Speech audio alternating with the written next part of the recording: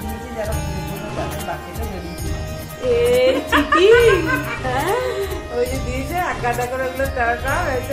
Please আমার জামা কাপড় গুলো তুমি একটু তুলে নিচে নাও, কিচ্ছু লাগছে রে। কিচ্ছু লাগছে না, ঘরের জিনিস ঘরে থাকবে না বাইরে থাকবে? ঘরের জিনিস ঘরে থাকবে। হ্যাঁ, সবসময় কি গোছানো যায়? মানুষের অনেক কাজ থাকে, অফিস কাছারি করেছে, সংসার সামলাবে, ঠাকুর সামলাবে, ছেলে সামলাবে, আবার বলে ঘর গোছাবে।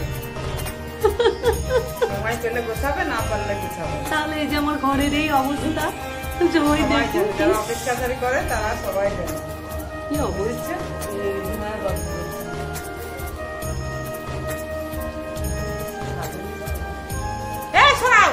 খালি নাটক করে আমার সামনে, নিজেরটা ছেড়ে।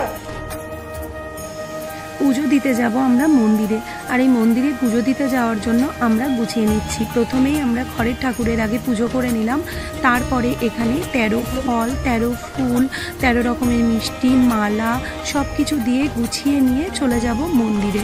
মন্দিরে গিয়েই পুজোটা দেব।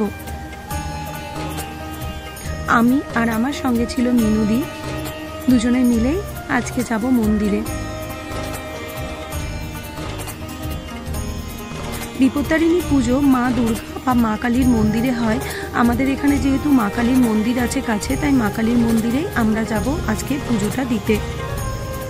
আর পুজোর নিয়ম হচ্ছে 13 ফুল 13 ফল সব কিছু দিয়ে পুজো দিতে হয়, এবং 13টা লুচি আর এই 13টা ছোট্ট ছোট্ট করে কেটে অল্প অল্প করে ফল, এটাও একবারে বসে খেতে হয়। তো আমি যেহেতু আজকে পুরো দিনই উপোস থাকবো, কারণ শনিবার, আমি সন্ধেবেলায় যাব আবার বড় ঠাকুরের মন্দিরে পুজো দিতে, তারপরে একদম এসে সন্ধেবেলায় উপোস ভেঙে তখন গিয়ে মুখে দেব। আর এখানে তৈরি করে নিয়েছিলাম ধাগা, মিনুদি তৈরি করে নিয়েছিল ধাগা, আমি কিনে নিয়ে চলে এসেছিলাম ধাগা।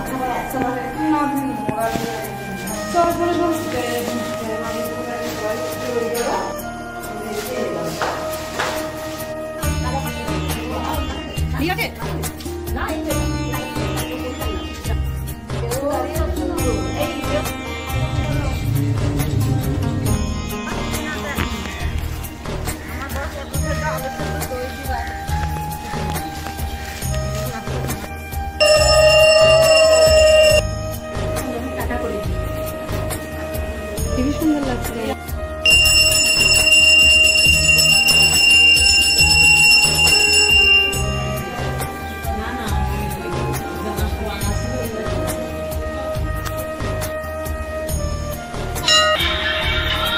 হ্যাঁ, আসো আসো।